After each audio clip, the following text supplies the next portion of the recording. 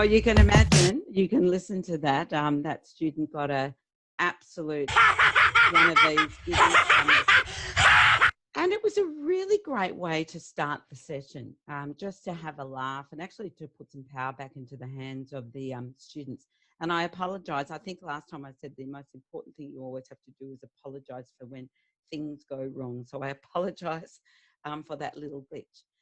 But moving on, let's look at some of what I call the magic wand things that we do as educators. But also we have to not assume that some of our students don't understand how to look after their mental health wellbeing, and we need to share that with them as well.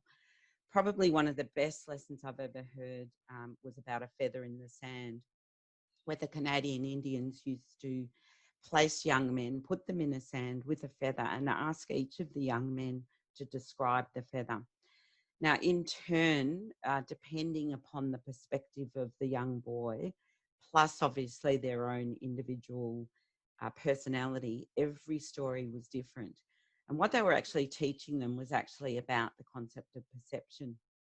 And I think that's a really fantastic message around mental well-being, because sometimes the challenges that our students have are not what we see. So I think it's really important also to understand that how people manage their mental illness will actually vary from person to person.